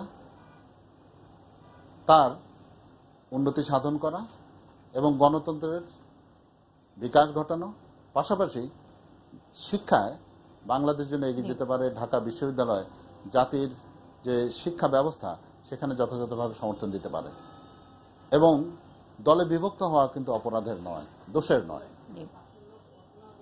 সুতরাং বিশ্ববিদ্যালয়ে মানে হঠাৎ করে শিক্ষকরা দুটো ভাগে বিভক্ত হয়েছে এবং তা যদি হয়ে থাকেই, এবং এটা কিন্তু আমাদের সর্বজন বিদিত যে আমরা উপাচার্য এবং সিনেট এই প্যানেল নির্বাচনকে কেন্দ্র করেই কিন্তু আমরা জনসম্মুখে প্রকাশিত হয়েছি, আমরা দুটো ভাগে বিভক্ত হয়েছি। কিন্তু সেটি কিন্তু আমাদের সমাধান হয়েই গিয়েছিল। কিন্তু তারপরে এই উপাচার্যের বিশেষ অধিবেশনকে কেন্দ্র করে তার পরবর্তী ঘটনা 29 তারিখে ছাত্র এবং শিক্ষকদের যে অশোভনীয় এবং অপ্রীতিকর অনাকাঙ্ক্ষিত যে ঘটনা, এবং তারপরে আদালত এবং আদালত থেকে স্থগিত আদেশ এবং পরবর্তী আবারও আদালতের বিচার্য হয়েছে বিষয়টি, এ থেকে মনে হয় যে আমরা আসলেই এখনো আমাদের ভিতরের যে বোঝাপড়ার অভাব, সেটা থেকে আমরা বেরিয়ে আসতে পারিনি। স্যার থাকবেন, আমাদের আরো অনেক প্রশ্ন আছে। সিদ্দিকুর রহমান, একটু আপনার কাছে যেতে চাই। শিক্ষা.com-এর সম্পাদক অনেক বিষয় নিয়ে আপত্তি করছেন, আমাদের বক্তারা অনেক কিছু আপত্তি করছেন, কিন্তু আমরা অনলাইনগুলোতে পড়েছি, বিভিন্ন পত্রিকায় পড়েছি, ছোটখাটো প্রাপ্তি অপ্রাপ্তি ছোটখাটো ইস্যু, সেগুলো এটার নেপথ্যে কাজ করেছে। কেমন লাগে ঢাকা বিশ্ববিদ্যালয়ের স্টুডেন্ট হিসেবে, ঢাকা বিশ্ববিদ্যালয়ের শিক্ষার্থী হিসেবে একসময় আমরা পড়েছি, এগুলো আমাদের মেনে নিতে কেমন লাগে? যে খুব ছোট্টখাট্ট চাওয়া তাদের, কে কোনটা হতে পারেনি, কোনটা চেয়েছেন, অনেক কিছু হয়েছেন, আবার ছোট্ট দু একটা জিনিস পাননি, সেগুলো গিয়ে কেন্দ্রীভূত হয়েছে। আর নীল দলের মধ্যে ভিসি, বর্তমান ভিসির পক্ষে একজন, ভিসির বিপক্ষে একজন, নানা রকমের। তার মানে আসলে মুক্তিযুদ্ধের পক্ষের যে দলগুলো, তারা নিজেরা নিজেদের বিভেদ নিয়ে নিজেরাই যথেষ্ট, তাই নয় কি? ধন্যবাদ আপনাকে। আপনি একটু আগেই বলছিলেন যে বিশ্ববিদ্যালয় ব্যবস্থাপনা, আসলে আমি একটু পেছনে যাই। আজকে 7ই আগস্ট বেসরকারি 5 লাখ শিক্ষক কর্মচারী আজকে পর্যন্ত কিন্তু তাদের জুলাই মাসের বেতন পাননি। প্রশ্ন ফাঁস হচ্ছে, নম্বর বাড়িয়ে দেওয়া হচ্ছে, পাশের হার বাড়ানো হচ্ছে, আইসিটি শিক্ষকদের নিয়োগ দেওয়া হয়েছে কিন্তু তাদেরকে বেতন দেওয়া হচ্ছে না, মানে এমপিওভুক্ত করা হচ্ছে না। তারপরে বলা হচ্ছে শিক্ষামন্ত্রী সাকসেসফুল। ঢাকা বিশ্ববিদ্যালয়ের আরফিন সিদ্দিক স্যারকেও বলা হচ্ছে সাকসেসফুল, কিন্তু বিশ্ববিদ্যালয় কোথায় আছে? বিশ্ববিদ্যালয়ের পড়াশোনার মান কোথায়? আন্তর্জাতিক র্যাঙ্কিংয়ে বিশ্ববিদ্যালয়ের অবস্থান কোথায়? সেটা যদি আমরা চিন্তা করি একটু, তাহলে আসলে এই যে স্যাররা এখানে উপস্থিত আছেন, স্যাররা আসলে আমি যেটা বলতে চাই সেটা হলো, কেউ এই বিষয়ে মন্তব্য করছেন না যে চেয়ারে আছেন সেই চেয়ারটা রক্ষার জন্য, আবার অনেকে মন্তব্য করছেন না ওই চেয়ারে যেতে হবে সেজন্য। তো আসলে এই যেটা কথা আছে যে অন্ধ হলে পোলায় বন্ধ হয় না। বিশ্ববিদ্যালয়ের, শুধু ঢাকা বিশ্ববিদ্যালয় না, সবগুলো পাবলিক বিশ্ববিদ্যালয়ের কী অবস্থা সেটা কিন্তু আমরা দেখতে পাচ্ছি। শিক্ষার্থীরা ভোগান্তিতে আছে, যখন দেশের বাইরে যাচ্ছে তখন বুঝতে পারছে তারা কোন বিশ্ববিদ্যালয়ে পড়ছে, যখন র্যাঙ্কিংয়ে আসছে তখন বুঝতে পারছে। তো এখন এই স্যাররা বলুক আর নাই বলুক, পাবলিক বিশ্ববিদ্যালয়ের অবস্থা দিনে দিনে খারাপের দিকে যাচ্ছে। এবং এই শিক্ষকরা কিন্তু নিজেদের শুধু চাওয়া পাওয়া, কে কোন ইউনিভার্সিটিতে ভিসি হতে পারলেন না, প্রো-ভিসি হতে পারলেন না, কে কোথায় নিয়োগ দিতে পারলেন, সেটাই কিন্তু বিষয়। একটু আগেই আমি কিন্তু বলছিলাম যে ঢাকা বিশ্ববিদ্যালয়ের শিক্ষক সমিতির বড় নেতা, কিন্তু তিনি জানেন না ওনার ইউনিভার্সিটিতে ডাবল এক্সামিনার এবং সিঙ্গেল এক্সামিনার, এই বিষয়টা কিন্তু তার ব্যক্তিগত চাওয়া পাওয়ার মধ্যে নেই, তার গদি রক্ষা এবং গদিতে যাওয়ার সাথে কোনো সংযুক্ত নয়। এটা লাখ লাখ শিক্ষার্থীদের বিষয়। এটা ইউনিভার্সিটির তো শিক্ষার্থী মেইন, শিক্ষার্থী কিন্তু প্রাণ, তারপরে শিক্ষক তো আসেনি। তো শিক্ষক নিয়োগ নিয়ে যে পত্রিকাগুলো রিপোর্টগুলো হচ্ছে, সেই রিপোর্টগুলো কি ভুল? না, অবশ্যই ভুল না। এখন হতে পারে যে সব রিপোর্টগুলো একই সময় কেন? হ্যাঁ, পত্রিকার কিছু সমস্যাও আছে, যেমন আমি যেটা বললাম যে সিঙ্গেল এক্সামিনার এবং ডাবল এক্সামিনার, এতে ক্ষতি হচ্ছে শিক্ষার্থীরা, শিক্ষার মান নিচে নেমে যাচ্ছে, কিন্তু এটা নিয়ে কোনো পত্রিকা কোনো রিপোর্ট লেখেনি। আমি একমাত্র আমার দৈনিক শিক্ষা.com-এ কয়েকটা রিপোর্ট হয়েছে এবং আমি একটা আর্টিকেল লিখছিলাম সর্বশেষ 2014 সনে। তো এইটা কিন্তু আপনি যেটা বলছিলেন যে একই সময় প্রতিবেদন, গোলাম রহমান স্যার বলছিলেন যে এই রিপোর্টগুলো একই সময় সিন্ডিকেট রিপোর্টিং, হ্যাঁ, এটা অবশ্যই কিছুটা সমালোচনার যোগ্য যে এই সাংবাদিকরা কিন্তু শিক্ষার মান নিয়ে কোনো রিপোর্ট লেখে নাই। এই একক পরীক্ষক, ডাবল পরীক্ষক, এটা কিন্তু আমি শিক্ষা বিষয়ক সাংবাদিক যারা তাদের কারোর মুখে আলোচনাও শুনিনি, কারণ ওইখানে তাদের কোনো ইন্টারেস্ট নেই। ওইখানে তারা ওই যে সামাদ স্যার বলছিলেন যে সরবরাহ করা হয়েছে তথ্য পেয়ে তারপরে যেটুকু পাওয়া যাচ্ছে সেটুকুই আমরা লিখছি। আমরা কষ্ট করে বা যেসব ভুক্তভোগী শিক্ষার্থী তাদের কথা শুনছি না, যারা এই ইউনিভার্সিটির ডিগ্রি নিয়ে কর্মজীবনে গিয়ে ভালো করছে না তাদের মনের কষ্টটা আমরা শুনছি না। এইটা আমাদের সাংবাদিকতার একটা দুর্বলতা অবশ্যই। আর যেই স্যাররা আজকে, আমি আবারও বলছি, যেই স্যাররা এখানে আজকে কথা বলতে চান না, আসলে বিষয়টা হলো বাস্তবতা। এইটা মানে অন্ধ হলেই পোলায় বন্ধ হয় না। আর আজকে 2017 সনের আগস্ট মাস, আরফিন স্যার ভিসি আবার হবেন কি হবেন না সেটা অন্য বিষয়। আমি সিদ্দিকুর রহমান, আমি বলছি যে এই ঘটনাগুলোর ঘটেছে, সেগুলোর যা ঘটেছে সেগুলো আমরা প্রচার করেছি, আমরা রিপোর্ট করেছি, আবার কিছু পারসেপশনও তৈরি হয়েছে। যে ভিসি কমিটি যেটা করা হয়েছে সেখানে যে আরো দুজন প্রার্থী যাদের নাম এসছে, সেখান থেকে এক ধরনের পারসেপশন তৈরি হচ্ছে। অনলাইনগুলো তো অবশ্যই লেখা হয়েছে যে ডামি ক্যান্ডিডেট। কেন ডামি ক্যান্ডিডেট? এটা আমি একমত না। এই যে কোষাধ্যক্ষ স্যার যিনি, তাকে তো ডামি ক্যান্ডিডেট বলা ঠিক হবে না। আরেকজন স্যার, উনি একটু বিশ্ববিদ্যালয়ের শিক্ষক রাজনীতিতে একটু চুপচাপ, খুব একটা লাইমলাইটে না, আলাপ আলোচনার মধ্যে নেই, কিন্তু শিক্ষক হিসাবে তো ওই স্যারও অনেক ভালো। তো সেই হিসাবে ডামি ক্যান্ডিডেট বলাটা আমি যুক্তিযুক্ত মনে করি না। আর আমার ব্যক্তিগত তথ্য যেগুলো পেয়েছি, আমি যেটা শুনেছি। সিদ্দিকুর রহমান, আপনি আপনার সঙ্গে যখন কথা বলছেন আপনি এক লাইনে বলেছিলেন যে আমি আপনার কাছে বুঝতে চেয়েছি যে হঠাৎ করে এই বিষয়টি কেন গুরুত্বপূর্ণ হয়ে উঠলো, অথবা শিক্ষকরা অনেকেই ডেকে নিয়ে রিপোর্টারদের হাতে কিছু কাগজপত্র, কিছু তথ্য উপাত্ত দিয়েছেন, তারা অনেকেই হয়তো এখন অন ক্যামেরা অস্বীকার করছেন। ওনারা হঠাৎ করে এই ইস্যুটি দিয়ে দেওয়ার পিছনে, এবং আপনি শুরুতেই বলেছেন যে আরিফিন সিদ্দিকী আরেকবার হতে চান, এই জন্যই এত সব, এটা কি আপনি তৈরি নাটক বলছেন? আরিফিন সিদ্দিকী আরেকবার হতে চান এবং হতে যাচ্ছেন, এবং হলে ভালো হবে। এখন যে দলটি রাষ্ট্র পরিচালনায় আছে তারা হয়তো ভাবছেন ভালো হতে পারে, এবং যারা অন্য স্যার যারা আছেন, যারা নিজেদেরকে যোগ্য মনে করেন, এবং অবশ্যই অনেক শিক্ষক যোগ্য আছেন ঢাকা বিশ্ববিদ্যালয়, শুধু বিশ্বের অন্য বড় বিশ্ববিদ্যালয়ের ভিসি হওয়ার যোগ্যতা সম্পন্ন শিক্ষক ঢাকা বিশ্ববিদ্যালয়ে আছেন। তো এই মুহূর্তে সেটা হলো যে আরিফিন সিদ্দিক স্যারকে ঠেকাতে হবে। এজন্যই মোটামুটি একটা জোট বলে পত্রপত্রিকার রিপোর্ট এবং আলাপ আলোচনার মধ্যে মনে হচ্ছে। মানে এখন আরিফিন সিদ্দিকীকে ঠেকাতে চান এই কারণে, এবং আবার অনেকে আপনারা বলছেন যে আরিফিন সিদ্দিকী হতে চান, এবং এই কারণেই এত সব চারিদিকে তৈরি করা। তাইলে আসলে এই ট্র্যাপটা তৈরি করলো কারা, এবং ট্র্যাপে পড়লোই বা কারা?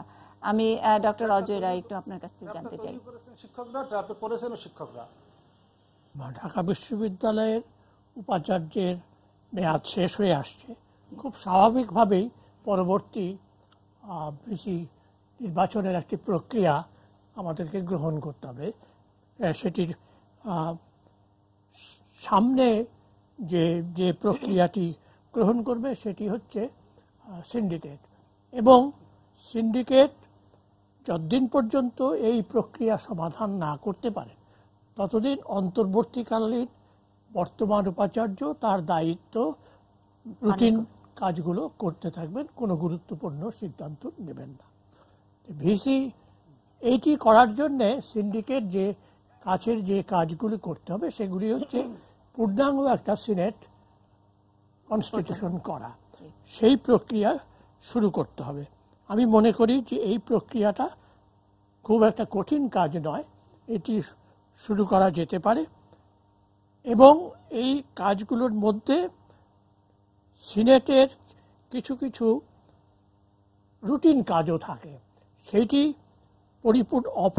অপরিপূর্ণ যে সিনেটটি আছে সেই কাজগুলি, যে রুটিন কাজগুলোর জন্য করার জন্য সেগুলি করবে, কিন্তু সিন্ডিকেটের বড় দায়িত্ব হবে যে একটি পরিপূর্ণ সিনেট গঠন করা। তার আগে আমাদের কিছুদিন অপেক্ষা করতে হবে যে আদালতে যে ইস্যুটা গেছে সেই আদালত কি রায় দেয়, কি ভার্ডিক্ট দেয়, তার প্রেক্ষিতে আমাদের সিদ্ধান্তটা আবার নতুন করে গ্রহণ করতে হবে। আমার শেষ কথা হলো, যতদিন পর্যন্ত না এই পরিপূর্ণ সিনেট কনস্টিটিউশন করতে পারি, এবং আরেকটা দিকও আমাদের মনে রাখতে হবে যে শুধু তো নীল দলের মধ্যে প্রতিদ্বন্দ্বিতা নয়, এখানে সাদা দল নামে পরিচিত যে শিক্ষক সম্প্রদায় আছে তাদেরও কিছু দাবি দাবাও আছে, এবং তারাও কিন্তু চায় যে একটি পরিপূর্ণ সিনেট গঠন করা হোক, তারপরে সিনেট গঠনে তারপরে সন্তোষজনক পন্থায় উপাচার্য নিয়োগ প্রদান করা হোক। আমাদের এই কাজগুলো মাথায় রাখতে হবে, সেই অনুযায়ী সিন্ডিকেটকে অন্তর্বর্তী কাজগুলো শেষ করতে হবে, তারপরে একটি পূর্ণাঙ্গ যখন সিনেট গঠিত হবে তখন সকলের এর মধ্যে কোন উপাচার্য উপযুক্ত, কোন উপাচার্য অনুপযুক্ত, এই ইস্যুগুলো স্যার আমরা যদি এখন শুধু ভুলে যাই, মানে উপাচার্য বা ঢাকা বিশ্ববিদ্যালয় এই নামগুলো বা মানে এই ঘটনা, কিন্তু যেই ঘটনাটা সামনে এলো এর মধ্যে যে ছোটখাটো কিছু চাওয়া পাওয়া, এবং সেটা নিয়ে ওই যে পার্সোনাল অ্যানিমিটি থেকে একটা বড় ক্ষতির জায়গা, আমরা ঢাকা বিশ্ববিদ্যালয়ের ইমেজটা নিয়ে এখন একটা অনেকে একটু শেকি ফিল করছেন যে আমরা এইরকম একটি সম্মানের জায়গার একজন সম্মানিত মানুষ নিয়ে আমরা কথা বলবো না। তো এটা তো একটি ছোট্ট ঘটনা মাত্র। এই ধরনের ঘটনা, এই অ্যাটিটিউড আমাদের বিগত সময় রাজনীতিতে হয়েছে। আমরা বঙ্গবন্ধু হত্যাকাণ্ড থেকে শুরু করে সব জায়গায় তো একই ধরনের অবস্থা দেখেছি। এটা কি কখনো থামবে না, নাকি এটার খেসারত আরো কোন পর্যন্ত যাবে?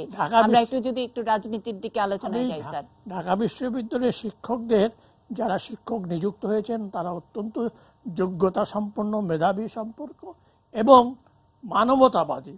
তারা অনেক কিছুর উপরে ঊর্ধ্বে উঠে বিবেচনা, এই যে ছোটখাটো পাওয়া না পাওয়া, এই অসন্তোষটা যেন তার অনেক ঊর্ধ্বে উঠতে পারেন, তারাই ঢাকা বিশ্ববিদ্যালয়ের শিক্ষক হওয়ার উপযুক্ত বলে মনে করেন। আমি সহকারী পদ পেলাম কি পেলাম না, আমার যোগ্যতাটা পরিপূর্ণভাবে বিচার হয়েছে, এটারও প্রক্রিয়া আছে।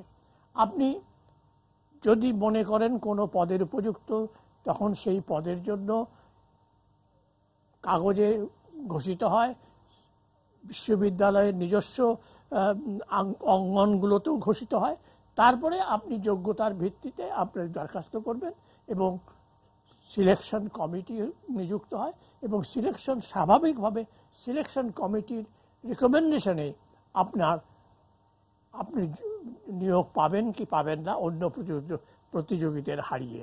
কাজেই আমার মনে হয় ঢাকা বিশ্ববিদ্যালয়ে যারা শিক্ষক তারা এই ছোটোখাটো বিষয়গুলোর উপরে ঊর্ধ্বে অবস্থান করবেন, কেননা ঢাকা বিশ্ববিদ্যালয়ের দিকে দেশ তাকিয়ে থাকে, এবং দেশ তাকিয়ে থাকে যেহেতু ঢাকা বিশ্ববিদ্যালয়ের শিক্ষকরা দেশের সেবক এবং যোগ্য প্রতিনিধি।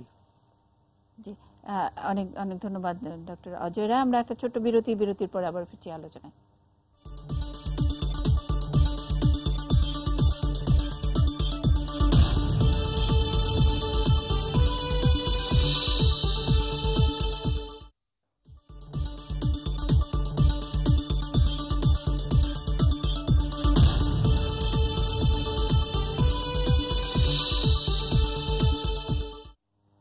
নিউজ আওয়ার এক্সট্রা দেখছেন। আমরা ঢাকা বিশ্ববিদ্যালয়ের সাম্প্রতিক যে ঘটনা ভিসি নিয়োগকে কেন্দ্র করে যে টানাপোড়েন চলছে সেই বিষয় নিয়ে কথা বলছি।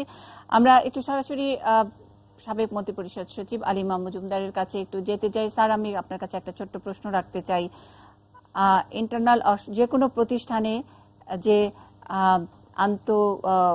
একটা কোন্দল থাকে, দ্বন্দ্ব থাকে, এটা শুধু কি আমরা বাংলাদেশির বলবো, নাকি দেশে দেশে সব জায়গায় এরকম থাকে, এবং সেটা খুব ভালোভাবে ম্যানেজ করতে পারাটা সুশাসনের বিচারে আপনি কিভাবে দেখেন? মানে এটাকে আপনি কিভাবে মার্কিং করেন, অথবা এটার ব্যাপারে আপনার কোনো পরামর্শ আছে কিনা, কোনো টিপস দেবেন কিনা? হ্যাঁ, ধন্যবাদ আপনাকে। এখানে তো বিষয়টা আসছে বিশ্ববিদ্যালয়ের ভাইস চ্যান্সেলর প্যানেল নির্বাচন নিয়ে কিন্তু বিষয়টা আসে।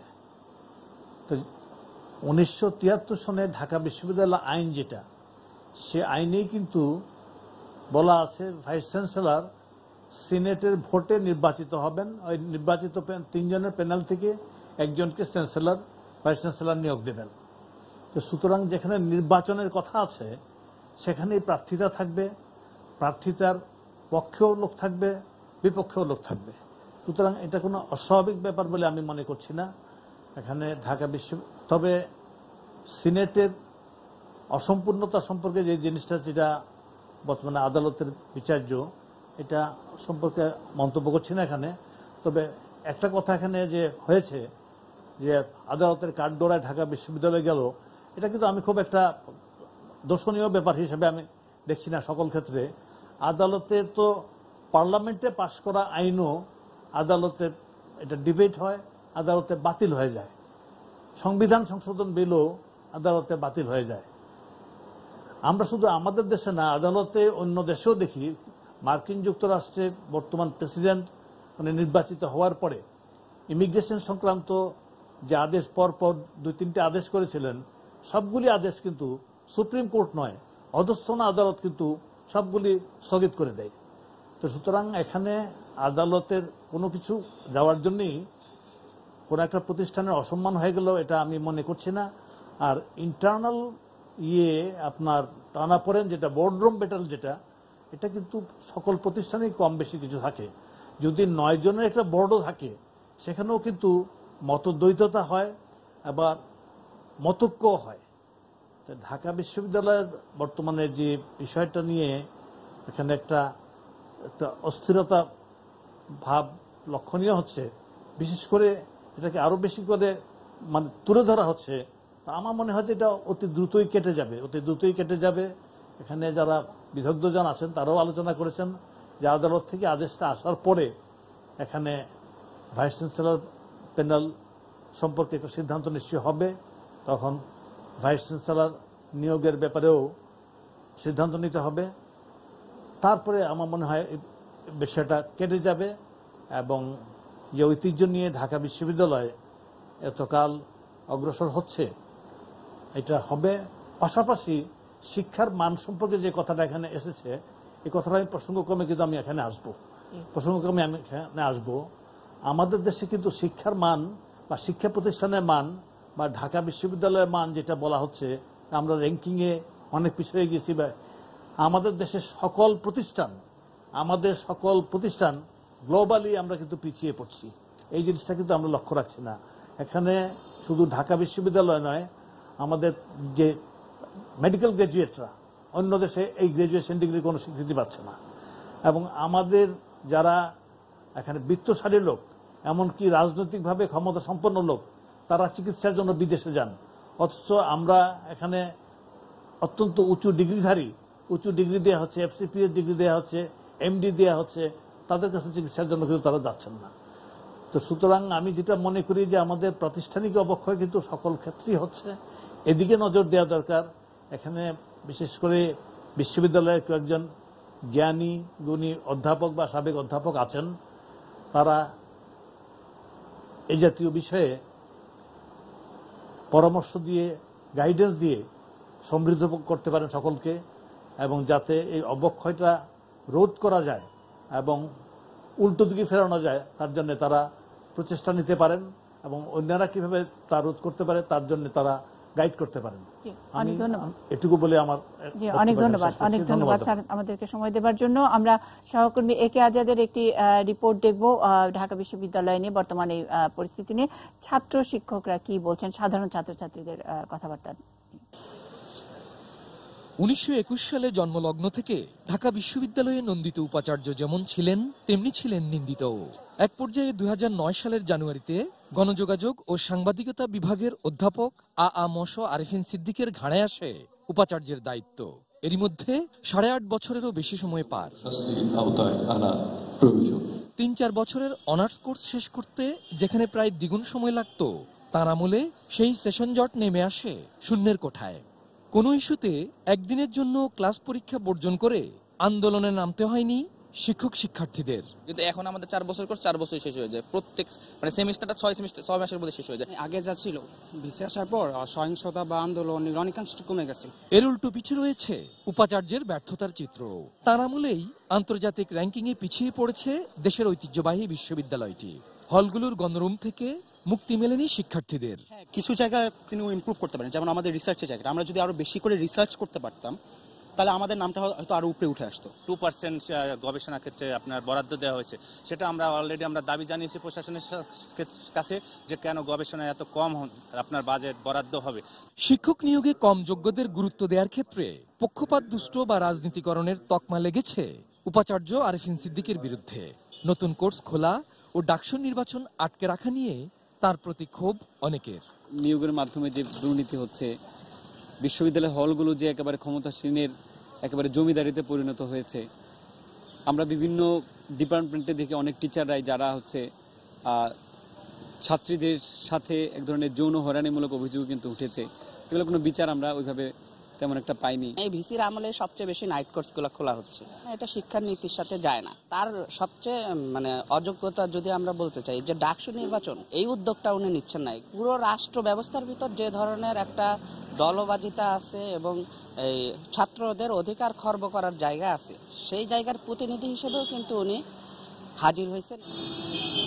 একে আজাদ, এটিএন নিউজ, ঢাকা। ছাত্ররা যেসব কথাবার্তা বলছিলেন ভালো এবং মন্দ মিলিয়ে, নিয়োগের মাধ্যমে যে দুর্নীতির অভিযোগ করেছেন ছাত্ররা, এই পুরো ব্যবস্থাপনাটির মধ্যে যারা টিম মেম্বার হিসেবে, স্যার আমি মাকসুদ কামাল স্যার, আমি আপনার কাছে একটু জিজ্ঞেস করতে চাচ্ছি যে ছাত্রটি অভিযোগ করেছেন বা এরকম আরো অনেক অভিযোগ আছে, আপনি ডিফেন্ড করবেন কিনা? অভিযোগের যে বিষয়গুলো এসছে, এটি অ্যাকচুয়ালি যে নিয়োগ প্রক্রিয়া, সে নিয়োগ প্রক্রিয়া একটি সমন্বিত নিয়োগ প্রক্রিয়া। এটি আমরা অনেকেই এর সাথে সংযুক্ত থাকি, সিন্ডিকেট কর্তৃক সেটা অনুমোদিত হয়। তবে যে অভিযোগটি এসছে, সে অভিযোগের প্রক্রিয়া অনেকের অনেক সময় অনেক বক্তব্য থাকে। আমারও সিন্ডিকেট মেম্বার হিসেবে বিভিন্ন সময় বিভিন্ন বক্তব্য ছিল ভালো মন্দ মিলিয়ে, তো সেই বক্তব্যগুলোর প্রতিফলন অনেক সময় হয়নি। সেই বিষয়টি মনে হয় আমাদের যারা ছাত্ররা বলতেছিলেন এখানে, তারা বলতেছিলেন সেই বিষয়টি। আর একটি জিনিস আমি এর বাইরে গিয়ে একটি জিনিস আমি সিদ্দিকুর রহমান যে কথাটি বলেছেন যে বিশ্ববিদ্যালয়ের ডাবল এক্সামিনার পদ্ধতি, এটা একটু কিছু কারেকশনের প্রয়োজন আছে। ডাবল এক্সামিনার পদ্ধতি এটা বলবেন স্যার, একটু পরিষ্কার করি। আপনি যে নিয়োগের দুর্নীতি নিয়ে যে অভিযোগ, সেখানে আপনি থেকে আপনার কনসার্ন যে জায়গায় ছিল বিগত সময়গুলোতে, আপনি সেটা ঠিক সময়ে জানিয়েছেন, আমি কি এটা বুঝবো? না, আমি যেহেতু একজন সিন্ডিকেট মেম্বার, সেই কারণে সিন্ডিকেটের সভায় যেই জায়গাগুলোতে, এটা দুর্নীতির কথা আমি বলবো না, যেই জায়গাগুলোতে আমাদের কনসার্ন ছিল, দুর্নীতি কিন্তু সম্পূর্ণ ভিন্ন জিনিস, যেই জায়গাগুলোতে আমাদের কনসার্ন ছিল সেই জায়গাগুলো আমরা সেখানে উপস্থাপন করেছি। সেটা শুধু আমি নয়, অন্য অন্য সিন্ডিকেট মেম্বারও সেটা উপস্থাপন করেছে। তার কিছু কিছু প্রতিফলিত হয়েছে, কিছু কিছু প্রতিফলিত হয়নি। আর এরপরে আমি আসি, ডাবল এক্সামিনার পদ্ধতি কিন্তু ঢাকা বিশ্ববিদ্যালয়ে চালু আছে, এখন চালু আছে। একটি অনুষদে এটি চালু ছিল না। আমার মনে হয় দুটো ডিনস কমিটির একটা মিটিংয়ে কয়েকদিন আগে আমরা সেই অনুষদটা তো যেন ডাবল এক্সামিনার পদ্ধতি প্রচলিত থাকে, সেটি আমরা সুপারিশ করেছি। আর আদালতের বিষয়টি কিছুক্ষণ আগে আমরা শ্রদ্ধেয় আলী ইমাম মজুমদারের কাছ থেকে শুনলাম। আদালতে যে বিষয়টি গিয়েছে, আদালতের বিষয়টি হলো যেভাবে সিনেট কনস্টিটিউট হয়েছে এবং যেভাবে প্যানেল তৈরি হয়েছে, সেটি আইনের দৃষ্টিতে বৈধ কি বৈধ নয় সেই বিষয়টি। আমার মনে হয় এটির ভালো দিক হলো যেটি, সেটি হলো আদালত থেকে একটি নির্দেশনা আসবে ৭৩-এর আদেশ, যেটা বঙ্গবন্ধু কর্তৃক প্রণীত, যাতে বিশ্ববিদ্যালয়ের শিক্ষকদেরকে স্বায়ত্ত শাসন দেওয়া হয়েছে, যাতে করে বিশ্ববিদ্যালয়ে সঠিক পদ্ধতিতে ভাইস চ্যান্সেলর নিয়োগ করা হয়। তো এর মধ্যে দিয়ে যে ৭৩-এর আদেশটির বিষয়ে আমরা একটা পরিপূর্ণ নির্দেশনা আমরা পাবো এবং তাতে করে উপকৃত হবে কিন্তু বিশ্ববিদ্যালয়। আর এখানে বিশ্ববিদ্যালয়ে যে আমাদের সেশন জট বা অন্যান্য বিষয়গুলো, অবশ্যই মাননীয় উপাচার্য মহোদয়ের কৃতিত্ব এখানে আছে। তার পাশাপাশি এই বিশ্ববিদ্যালয়ের ছাত্ররা, তারা মেইন কম্পোনেন্ট, তারাও চায় কিন্তু যথাসময়ে এখন পরীক্ষা দেওয়ার জন্য।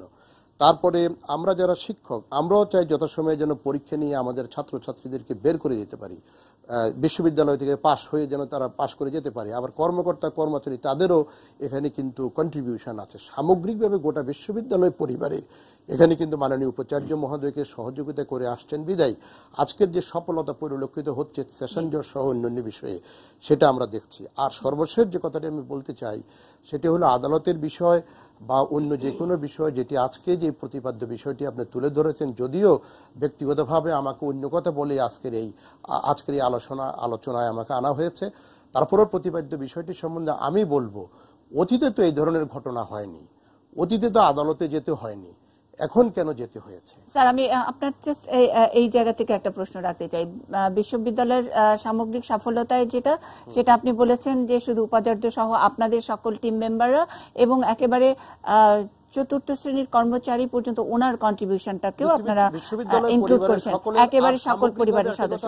কিন্তু আমি যদি ঠিক উল্টোটা, যে এই পর্যায়ে আজকে আপনি খুব অস্বস্তি বোধ করছেন আমাদের এই অনুষ্ঠানে কথা বলতে, এই পর্যন্ত অস্বস্তির পর্যায়ে যাবার জন্য পারসেপশন, এবং আমি বলছি যে বিভিন্ন মিডিয়াতে যে খবর ছাপা হয়েছে সেখানে বলা হচ্ছে আপনি অথবা আপনাদের মতো অনেক পটেনশিয়াল ক্যান্ডিডেট বা আপনারা মনে করছেন আপনারা ভিসি হবার অনেকে যোগ্য, তারা অনেকখানি ভূমিকা রেখেছেন এ পর্যন্ত আদালত পর্যন্ত গড়ানো, গণভবনে গিয়ে এটার একটা নালিশ করার থেকে শুরু করে কিছু রিপোর্টারের হাতে তথ্য দিয়ে দেওয়া, এগুলোর মধ্যে অনেকেরই হাত আছে যারা নিজেদেরকে পটেনশিয়াল ক্যান্ডিডেট মনে করেন।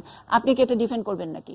মুনিশা, ফ্রম মাই কনটেক্সট আমি আপনাকে জানাতে চাই ঢাকা বিশ্ববিদ্যালয়ে বহু যোগ্যতা সম্পন্ন শিক্ষক আছেন যারা ভাইস চ্যান্সেলর হতে পারেন। আমাকে যেটা বলছেন আপনি এবং আপনি সহ অনেকের নাম উঠেছে, নিশ্চয়ই আপনার নাম আপনি নিশ্চয়ই দেখেছেন, যে অনেক অনলাইনে আপনার নাম ওঠা। আমি শিক্ষক সমিতির সভাপতি হিসেবে আমার নাম অনলাইনে বা অন্য জায়গায় এসছে, কিন্তু ভিসি হিসেবে বা অন্য কোনোভাবে আমি ঢাকা বিশ্ববিদ্যালয়ের ভাইস চ্যান্সেলর হতে চাই এই কথাটা যদি আপনি বলে থাকেন তাহলে এটি আপনি আমার প্রতি অন্যায় করবেন। আমি কোনোভাবে কোনো সময়ে আমি মনে করিনি এই মুহূর্তে আমি ঢাকা বিশ্ববিদ্যালয়ের ভাইস চ্যান্সেলর হওয়ার জন্য আমি আপনাকে পরিষ্কারভাবে বলতে চাই ঢাকা বিশ্ববিদ্যালয়ে বহু শিক্ষক আছে ঢাকা বিশ্ববিদ্যালয়ে যারা ভাইস চ্যান্সেলর হওয়ার জন্য যোগ্য আছেন, এবং শুধু ঢাকা বিশ্ববিদ্যালয়ে নয় দেশের বাইরে গিয়েও ভাইস চ্যান্সেলর কার্যক্রম পরিচালনা করার জন্য যোগ্যতা রাখেন।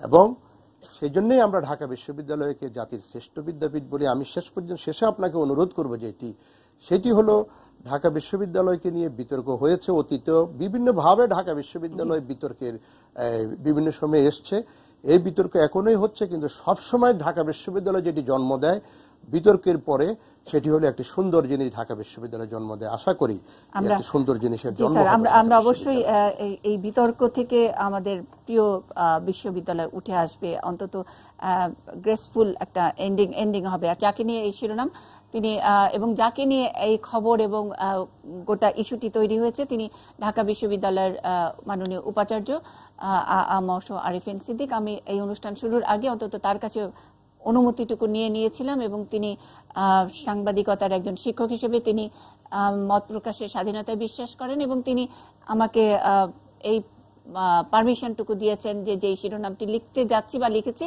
সেটাতে তার কোনো আপত্তি নেই। সুতরাং দর্শক, আপনাদের কাছে জানিয়ে রাখলাম আমি আমার শ্রদ্ধেয় শিক্ষকের কাছ থেকে অনুমতিটি নিয়ে এসেছি, তিনি আমাদেরকে অনুমতি দিয়েছেন ভিসি যে শিরোনামটি তার কাছে অ্যাপ্রুভ করা। আমরা তাকে আহ্বান জানিয়েছিলাম যে এত সব বিষয় তাকে নিয়ে কথা হচ্ছে, তিনি এই বিষয় নিয়ে কথা বলবেন কিনা। তিনি বলেছেন সরাসরি এই বিষয় নিয়ে তিনি কথা বলতে হয়তো অন্য কোনো সময় হয়তো আসবেন। দু একটি প্রশ্ন তার কাছে করেছিলেন আমার সহকর্মী, সেসব বিষয়গুলো আমরা একটু জানাবো, হয়তো সরাসরি অন্য কোনো দিন আমরা তাকে পাবো এই অনুষ্ঠানে। আমরা তার কাছে আমার সহকর্মীর করা ইন্টারভিউটির একটু অংশ দেখাবো, সব প্রশ্নই যেখানে ছিল। তথ্য যেটাকে আমরা অপতথ্য বলতে পারি, এগুলো কিন্তু আগেও প্রকাশিত হয়েছে, এখন হঠাৎ করে এগুলো আবার সব সম্মিলিতভাবে প্রকাশ করার যে উদ্দেশ্য সেটা খুবই হীন উদ্দেশ্য। সিনেটের অধিবেশনের মাধ্যমে উপাচার্য প্যানেল মনোনয়ন উপাচার্য নিয়োগ, এই জায়গাটা একটা প্রতিবন্ধকতা সৃষ্টি করা, একটা বাধা সৃষ্টি করা, বিভিন্ন মহল বিভিন্ন স্বার্থে এই কাজগুলো করছে। Institute of leather engineering technology, সেখানে এখন পর্যন্ত কোনো নিয়োগ চূড়ান্ত হয়নি, কিন্তু বলা হয়েছে সেখানে নিয়োগ হয়ে গেছে। গণমাধ্যমে এই তথ্যগুলো সরবরাহ করছে আমাদের বিশ্ববিদ্যালয়ের কিছু কিছু সহকর্মী, যারা হয়তো এই সিদ্ধান্ত গ্রহণ প্রক্রিয়ার সাথে নিজেরাই যুক্ত ছিলেন। একটি বিভাগে শিক্ষক নিয়োগ দেওয়া হয়েছে, সেখানে বলা হয়েছে যে তারা স্নাতক ডিগ্রি নিয়ে শিক্ষক হয়ে গেছে, কিন্তু এটি বলা হলো না যে তারা প্রকৌশল বিষয়ে স্নাতক। শর্ত দেওয়া হয়েছে যে তাদের চাকরি অস্থায়ী থাকবে, যখন তারা মাস্টার্স ডিগ্রি অর্জন করবে তখন তাদের চাকরি অপেক্ষা দিনে আনা হবে। এই যে শিক্ষক নিয়োগ হয়, কিভাবে শিক্ষক নিয়োগ হয়, এখানে উপাচার্য কখনো সংশ্লিষ্ট থাকেন না। তেমন কোনো একটা নিয়োগ হয়নি যেটা নির্বাচন কমিটির সুপারিশের বাইরে হয়েছে, এবং কখনোই নোট অফ ডিসেন্ট দিলে ফেলে দেওয়া হয়, এই কথাটি একেবারে সর্বৈব মিথ্যা। কম যোগ্যতা কে বলবে? সেটা কি পত্রিকা অফিস বলবে, নাকি আমাদের এই সহকর্মী যারা এখন সিন্ডিকেটের সিদ্ধান্ত গ্রহণ প্রক্রিয়ার সঙ্গে সংযুক্ত থেকে এখন তারা বিরোধীর কথা বলছেন, তারা বলবে? এটা বলবে নির্বাচন কমিটি।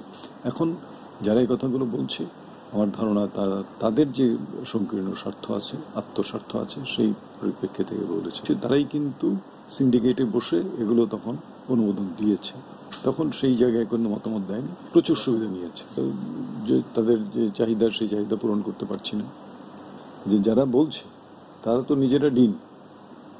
নিজেরা ডিন থেকে, তখন তো ডিনদের নেতৃত্বেই সিলেকশন কমিটিগুলো ফাংশন করে, তো তখন তারা কেন সেই নির্বাচন করেছেন? অতএব এগুলো বিষয় না, বিষয় হচ্ছে যে বিরোধিতা করার জন্য বিরোধিতা করা। গত উপাচার্য প্যানেলের যে মনোনয়ন হলো, সেখানে যে অবস্থা ছিল এখনো সেই অবস্থায় আছে, কোনো পরিবর্তন তো হয়নি।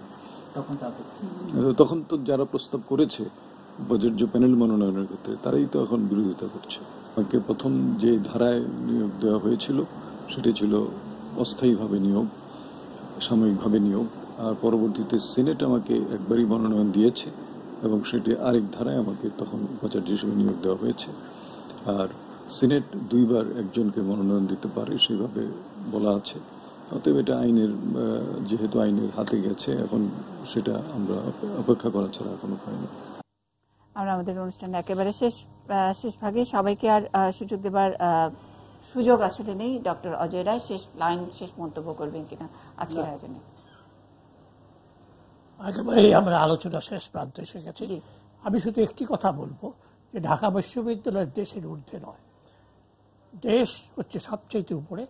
এবং শুধু ঢাকা বিশ্ববিদ্যালয় নিয়ে কথা বলতে হবে না, আমাদের অনেক বিশ্ববিদ্যালয় আছে। আমার ঢাকা বিশ্ববিদ্যালয় সম্পর্কে শুধু একটি সমালোচনা আছে, সেটি আমি খাটো করার জন্য বলছি না, আমাদের আত্মসমালোচনার কারণে বলছি। যে আপনারা যদি ঢাকা বিশ্ববিদ্যালয়ের সমস্ত ইনস্টিটিউশনগুলো দেখেন, এবং তার মধ্যে দেখবেন যে ডিপার্টমেন্ট ছাড়াও অনেক ছোটোখাটো স্টাডি সার্কেল আছে, সেটার দেখবেন টাকা হয়তো 3 লাখ টাকা, এবং একজন ডাইরেক্টর আছেন, আর কিছু নাই। তো এই ধরনের গবেষণাগার থাকার কোনো অর্থ নেই। এগুলির মান অত্যন্ত কম, এবং এই কারণে ঢাকা বিশ্ববিদ্যালয়ের যে আন্তর্জাতিক লেভেলে যে মূল্য, সেইটা আমরা অর্জন করতে পারিনি। অনেক ধন্যবাদ স্যার।